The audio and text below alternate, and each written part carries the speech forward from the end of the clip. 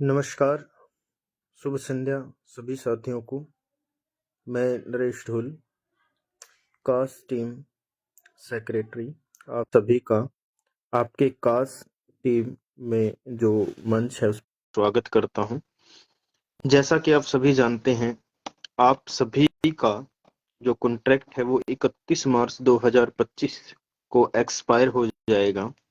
उसके रिगार्डिंग आपको इन्फॉर्मेशन दी जाएगी कि आपका एक्सटेंशन होगा या नहीं होगा तो कैसे होगा, उसके लिए क्या क्या हमें करना होगा। दूसरा, बजट से संबंधित आपको जो समस्याएं आ रही हैं कि बजट आपका कब तक आएगा, कितने दिन, इतने कोई कई जो साथी हैं उनको 6 से 7 महीने हो चुके हैं, वो रिलेटेड कोई समस्या है तो उसके रिगार्डिंग आपको सूचना दी जाएगी। इसके बाद जो साथी जो ट्रांसफर ड्राइव है वो चलने वाली है, उससे उसके प्रभाव से जो भी साथी प्रभावित होंगे उसके बारे में भी आपको सूचना दी जाएगी। सूचना स्टिक होगी, फैक्चुअल होगी और ट्रुथ यानी कि सच होगी। ये नहीं है कि मतलब कोई भी साथी कह देता है कि आसानी से एक्सटेंशन हो जाएगा, ऐसा कुछ नहीं है, या ट्रांसफर ड्राइव का कोई प्रभाव नहीं पड़ेगा। तो सब मैं साथियों को सारी बातें एक एक करके क्लियर कर रहा हूँ, एक करना चाहता हूँ। तो सबसे पहले मैं सभी साथियों का इस कास्ट टीम में, आपका कास्ट मंच पर आप सभी का स्वागत करता हूं। हमारे जो प्रधान हैं मिस्टर दीपक कुमार जी, वो भी जल्द ही आपके साथ लाइव आ सकते हैं। अगर उनकी जो सेहत है, या कह लीजिए जो उनकी सिचुएशन है, अगर उनको वो ठीक रहे तो जल्दी से जल्दी ही आपको वो हमें ज्वाइन करेंगे। अब सबसे पहला जो मैं सभी जो अध्यापक साथियों की समस्या है सैलरी से रिलेटेड यानी बजट से रिलेटेड, वो कब तक आएगा। आज आपकी भरोसेमंद और ईमानदार टीम ने दौरा किया है, जिसमें आपकी जो वाइस प्रेसिडेंट हैं गुरदीप मैम, उसके बाद जो हमारे मीडिया सलाहकार हैं प्रवीण गुज्जर जी, अन्य 2-4 साथी और हैं जो उनके साथ गए हुए हैं। तो वो साथी आज डीएससी और हमारे जो सीपीएससीएम हैं मिस्टर राजेश खुल्लर जी, उनके पास भी गए थे हाउस में। तो वहां से जो सूचना मिली है मैं आपको विस्तार से बता देता हूं। उसमें वहां पर क्या हुआ क्या नहीं, आज डीएससी में क्या हुआ, कोई हमें लाभ मिलेगा या नहीं मिलेगा, या हम प्रभावित होंगे कैसे, मतलब जो वहां बातें हुई मैं आपको एक एक करके क्लियर कर रहा हूँ। बजट से रिलेटेड जो हमारे साथी हैं वो जो टीजीटी जो ब्रांच है वहां पर गए। वहां पर अशोक जी हैं, वहां से उनसे पूछा गया कि सर बजट कब तक आ जाएगा। वहां पर बताया गया कि आपकी जो बजट है वो लगभग 2 वीक तक आपकी जो सैलरी आपके पास होगी, वहां ऐसी सूचना दी गई है। लेकिन हम तभी मानेंगे इस बात को कि जब हमारा बजट इशू हो जाएगा। तो डीएससी से हमें ये सूचना मिली है कि बजट आपका 1 वीक के अंदर आपके डीओ, और 1 वीक के अंदर डीओ से फिर बीओ, और बीओ से स्कूल्स में पहुंच जाएगा। यानी कि 15 डेज का टाइम दिया है, लगभग मान के चलो आप 20 मार्च। अगर 20 मार्च तक बजट नहीं आता है, या कह लीजिए मार्च एंड तक बजट नहीं आता है, तो जाहिर सी बात है बजट को फिर अप्रैल में आपको इशू किया जाएगा, उसके बाद कोई बजट नहीं आएगा। 25 तक बजट आ जाता है तो ठीक है, नहीं तो फिर बाद में ही आएगा। तो ये तो बजट से रिलेटेड थी। हमारी जो 55 करोड़ की जो फाइल है वो वापिस फिर आ गई थी, वो ऑब्जेक्शन लगा हुआ, तो वो बात आप सभी को पता ही है, बार बार बताने की जरूरत नहीं है। और ये भी कहने की मेरे हिसाब से कोई फायदा नहीं होगा कि जल्द ही आ जाएगा। तो जो सूचना मिली है उसके अकॉर्डिंग मुझे जो लग रहा है कि आपका बजट जो है वो मार्च एंड तक पॉसिबल है, आ सकता है। लेकिन कंफर्मेशन कभी हम नहीं कर रहे इस चीज की कि आपका मार्च एंड में ही आ जाएगा। तो शायद अप्रैल के फर्स्ट वीक तक आपका समय लग सकता है। तो दूसरा, जो आपकी सर्विस एक्सटेंशन को लेकर है, आज डीएससी के अधिकारियों की ओर से स्पष्ट बोल दिया गया है।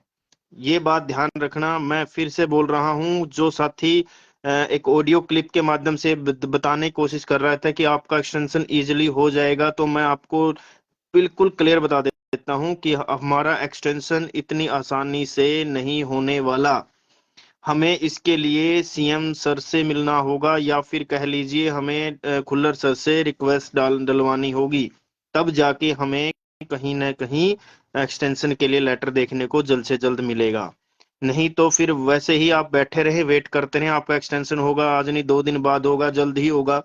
पीजीटी संस्कृत वाले साथियों का देख लीजिए, टीजीटी संस्कृत वाले साथियों का देख लीजिए क्या हालत हुई है उनकी, और जो पीजीटी साथी रिलीव हुए हैं उनकी हालत देख लीजिए। अगर आप सभी ये सोच रहे हैं कि हमारी जॉब सेफ है, हम ऐसे डीएससी मिलकर आए हैं, मीटिंग करके आए हैं, सब कुछ से कोई फायदा नहीं है। जब तक आप लेट का लेटर जारी नहीं होता तब तक आप ये समझो अनसिक्योर हो सभी। किसी भी साथी का कॉन्ट्रैक्ट रिन्यूअल ऐसे नहीं होगा। ये बात आप याद रख लें, बेशक से लिख लें। तो जब आपका कॉन्ट्रैक्ट रिन्यू होगा तो आपको मैसेज भी आ जाएगा, या मैसेज नहीं आएगा तो बता दिया जाएगा, लेकिन आसानी से आपका जो है कॉन्ट्रैक्ट रिन्यू नहीं होगा। उसके लिए हमें सीएम सर से या खुल्लर सर से मिलकर बात करनी होगी। अब कॉन्ट्रैक्ट एक्सटेंशन को लेकर थी, ये भी आपको क्लियर बता दी गई है, और ये बात मैं जनवरी से कह रहा हूं, अब से नहीं। मतलब कि आपको अवेयर मैंने जनवरी में ही कर दिया था कि आपकी राहें आसान नहीं है। और जो साथी सोच रहा है कि ऐसे ही चलता रहेगा, हम घर बैठे ही सब कुछ कर लेंगे, या ट्विटर ट्विटर खेलकर, फेसबुक फेसबुक या व्हाट्सएप व्हाट्सएप खेलकर काम कर लेंगे, तो ऐसा ऐसे नहीं हो सकता, पॉसिबल ही नहीं है। इसके लिए ग्राउंड लेवल पर उतरना होगा। और जो साथी रैली के लिए कह रहे हैं, तो रैली के लिए अभी स्थगित, हम अभी रैली के लिए कोई भी मतलब ऐसा प्रावधान नहीं है कि हम रैली करें।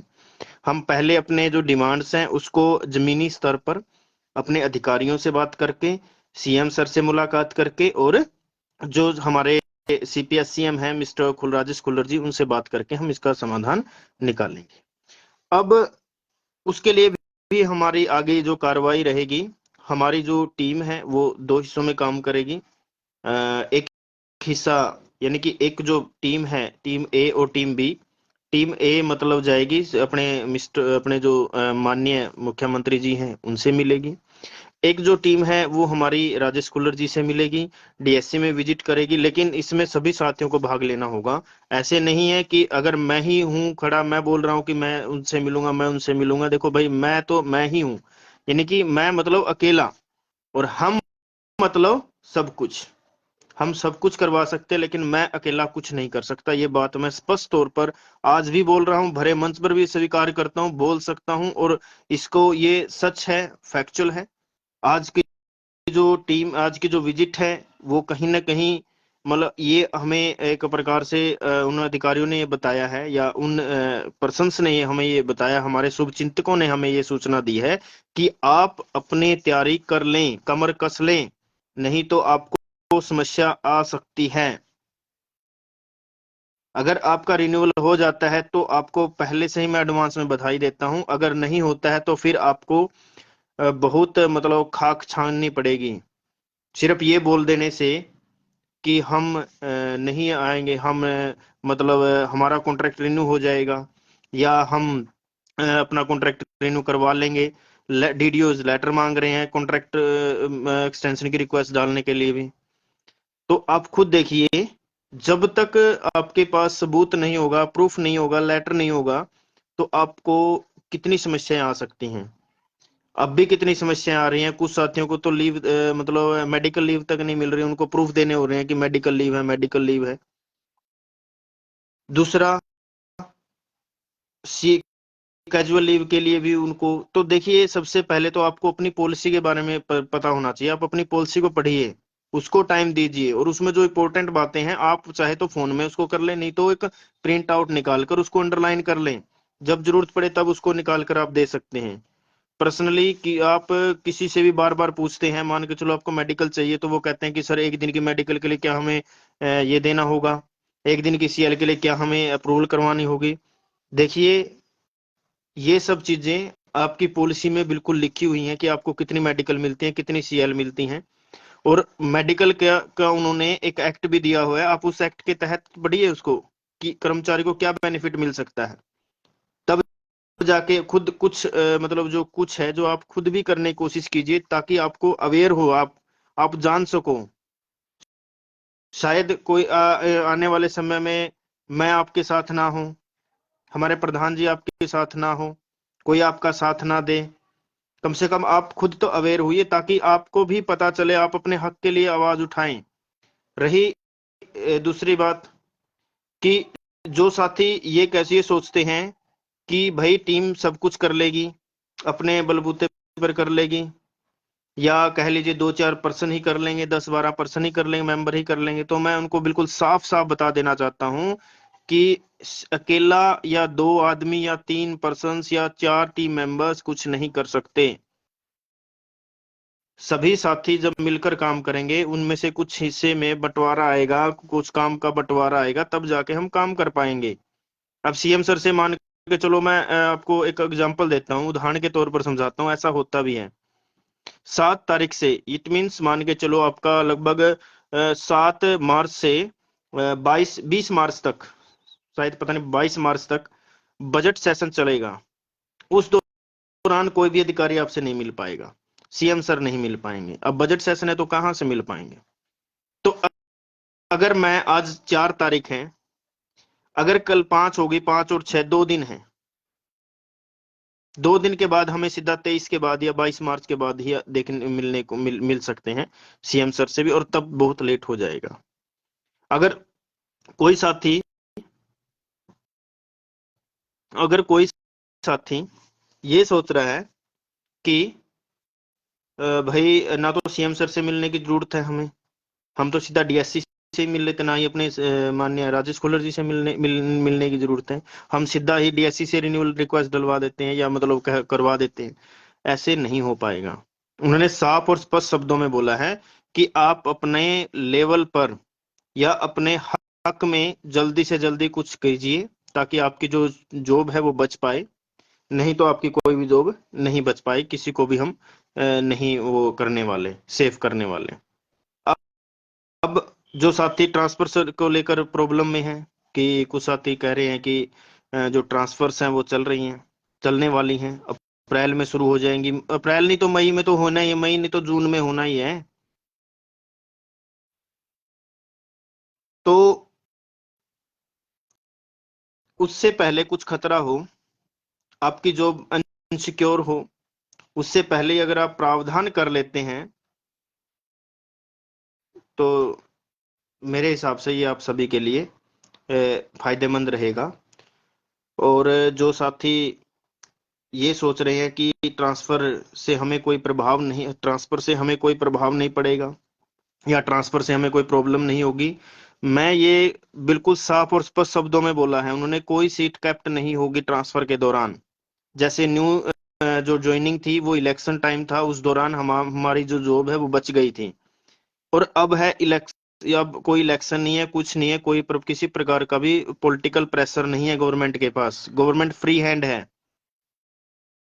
तो फ्री हैंड मतलब कि गवर्नमेंट अगर हम चाहें तो रिक्वेस्ट करके हम अपनी जो बात है उसको सामने रख सकते हैं, क्योंकि सीएम सर फुल फ्लैश जो है वो पावर में चले हुए हैं।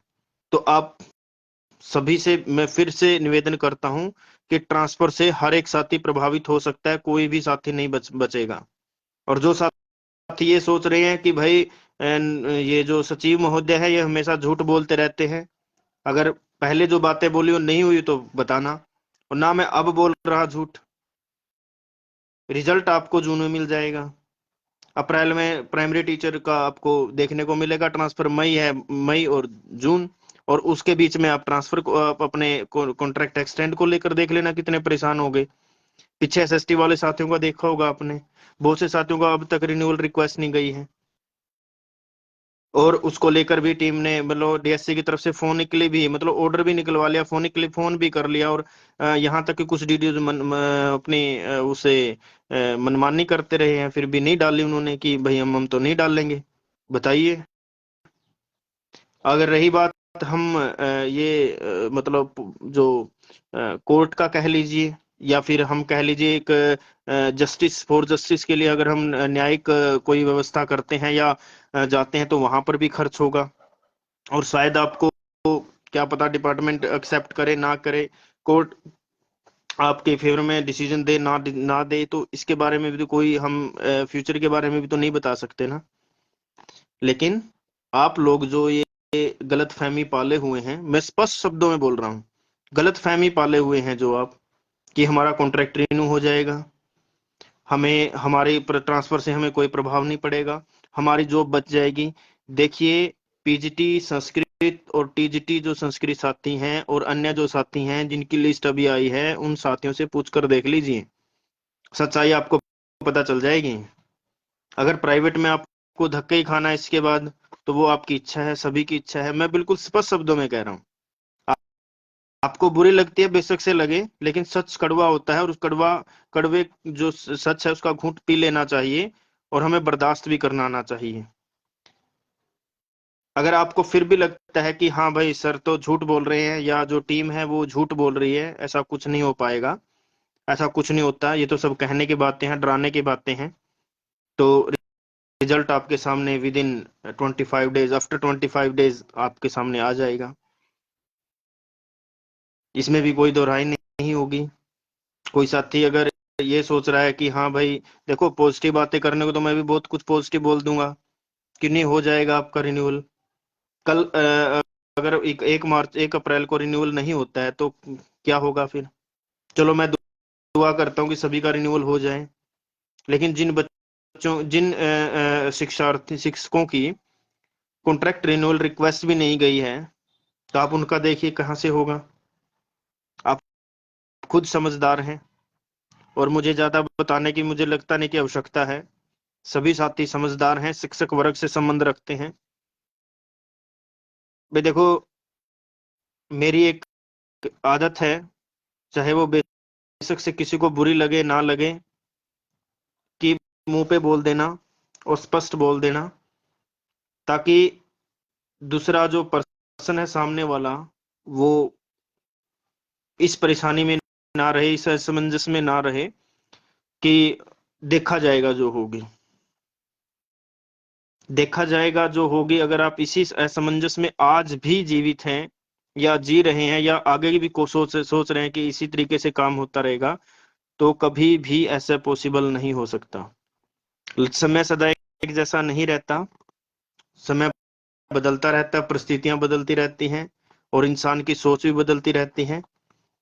तो सभी साथी, मैं बिल्कुल अवेयर वार्निंग दे रहा हूं सभी साथियों को, कि अगर आपको अपनी जॉब बचानी है, मेरी छोड़िए, औरों की छोड़िए, मैं सिर्फ आपकी अपनी जॉब की बात कर रहा हूं, अगर आपको अपनी जॉब बचानी है तो आपको टीम के साथ, एसोसिएशन के साथ मिलकर काम करना होगा, उनका साथ देना होगा, तभी जाकर ये पॉसिबल है। नहीं तो आपको डिपार्टमेंट बाहर करने में 1 मिनट की देरी नहीं करेगा।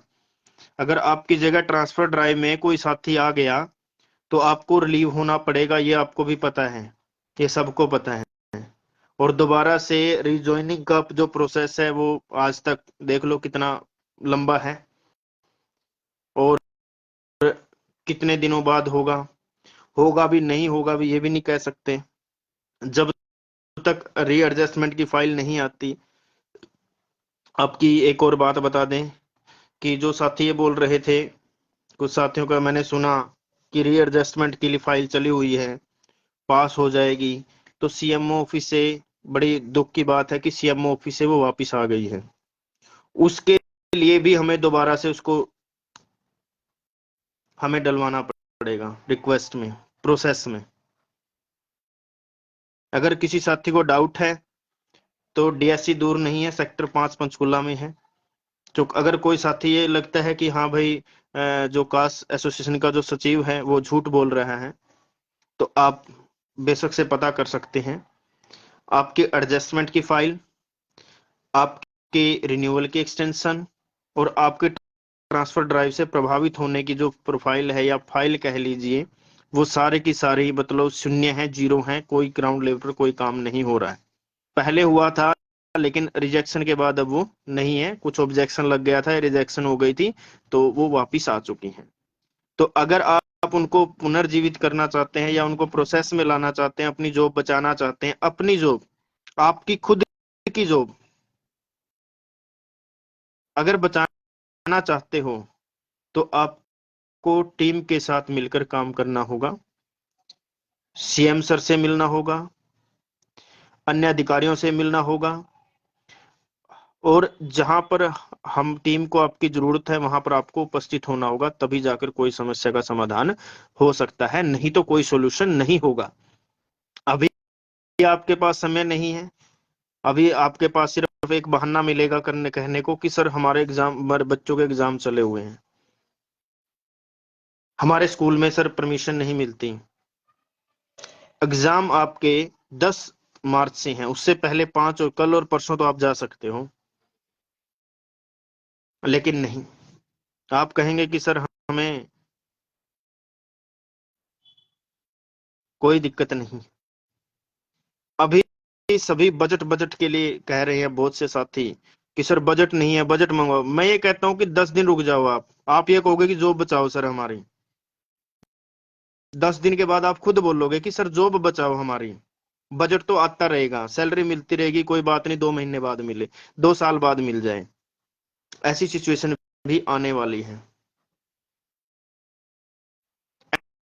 एक्सटेंशन की सर आने वाली है कि सर एक्सटेंशन ही करवा दो, बाद में लड़ लेंगे जॉब के लिए भी, सैलरी हमें नहीं चाहिए, हमें सिर्फ सिस्टम में रहना चाहिए, गवर्नमेंट सिस्टम के अंदर रहना है। क्योंकि कई साथी में 1.25 साल से हुए हैं, कोई साथी 2 साल से है, कोई 2.5 सवा साल, 2 2.25 साल हो गए हैं किसी साथी को। लेकिन ये तभी पॉसिबल है जब आप सभी साथ हो। नहीं तो आप ये सोचो कि समय, हाँ, आपका जो कह लीजिए हरियाणा सरकार के अंदर लगभग आपने देखा भी होगा जो अधिकारियों का रुख है वो कैसा है और किस तरीके से वो काम करते हैं। जब उनको ऊपर से ऑर्डर आदेश मिलता है तो वो उसी के अनुसार काम करते हैं। उसके अलावा मुझे कुछ ज्यादा नहीं कहना, मुझे सिर्फ आपको एक वार्निंग देनी थी, इस वजह से मैं थोड़ा सा हाइपर हो गया था। देखिए साथियों, ये सब आपके लिए है। अगर आप चाहते हैं कि भाई मेरी जॉब बचे, खुद की जॉब बचे, तो आप आगे आओ, नहीं तो अपने घर आप सुरक्षित हो, महफूज हो। जब तक आपका काम चल रहा है आप चलाइए, जब आपका काम मतलब सरकार को जरूरत नहीं होगी तो आपको बाहर का रास्ता दिखा दिया जाएगा। पहले भी हुआ है, अब भी हो सकता है और आगे भी हो सकता है। तो जल्दी ही ट्रांसफर होने वाली है और मैंने आपको टाइम बता दिया था, मई के एंड में वो प्रोसेस शुरू कर देंगे, जून में सभी को ट्रांसफर कर देंगे। प्राइमरी लेवल की ट्रांसफर आपके अप्रैल 15 तक कंप्लीट हो जाएगी, नहीं तो अप्रैल मंथ में वो पूरा कोशिश करेंगे पूरा करने। तो ट्रांसफर को लेकर आपके जुबान मन में जो बातें थी, बजट को लेकर जो बातें थी, या फिर आपके एक्सटेंशन को लेकर जो मन में बातें थी, शायद सभी आपको सभी का आंसर मिल गया होगा। तो आशा और उम्मीद करता हूं कि आप सभी इस बात को ध्यान से देख सुनेंगे और गौर करेंगे जो भी मैंने बताई है, कि आपका जो बजट है वो शायद अप्रैल में आए, नहीं तो मार्च में आ जाएगा। लेकिन उससे पहले आप अपनी जॉब बचा लो, अपना एक्सटेंशन करवा लो और ट्रांसफर ड्राइव से प्रभावित होने से बचा लो, तो आप सुरक्षित हैं। नहीं तो फिर आपको रिलीव होना ही होना पड़ेगा, घर बैठना ही बैठना पड़ेगा। कोई भी साथी है, उसे मैं भी आपके बराबर हूँ, हमारे प्रधान जी भी इक्वल हैं, हमारे उप प्रधान भी इक्वल हैं। कभी ये सोचो कि वो है, वो मतलब अलग है, कोई विशेष, ऐसा कोई विशेष नहीं है सरकार के लिए। या तो सभी विशेष है या कोई विशेष नहीं है। तो मेरे हिसाब से कुछ ज्यादा ना कहते हुए, या जो आप सभी साथी हैं उन सभी को जवाब मिल गया होगा। और बस रैली का आयोजन नहीं हो रहा है, मैं बिल्कुल साफ स्पष्ट शब्दों में मना करता हूं। मेरी प्रधान जी से हुई थी बातें, तो उसके रिगार्डिंग में हमने बातें की हैं कि रैली का कोई आयोजन नहीं है, सिर्फ और सिर्फ सीएम से मुलाकात का आयोजन होगा। और हमारे सीपीएस सीएम हैं श्री मिस्टर राजेश कुल्लर जी, उनसे मुलाकात का हमने कुछ डिसाइड किया है और जल्द ही हम उसको प्री प्लान मतलब उसको प्लान करेंगे कि कब और कैसे मिलना है और कौन कौन साथी उनको मिलने जा रहा है। तब तक आप सभी साथियों को नमस्कार, जय हिंद, जय भारत, और आप सभी का दिन मंगलमय हो। आपकी आगे की जो जॉब यात्रा है वो सुखमय हो और जल्द ही आपको एसओपी का लाभ मिले, सिक्योरिटी ऑफ पोस्ट। तो तब तक के लिए धन्यवाद। जय हिंद, जय भारत।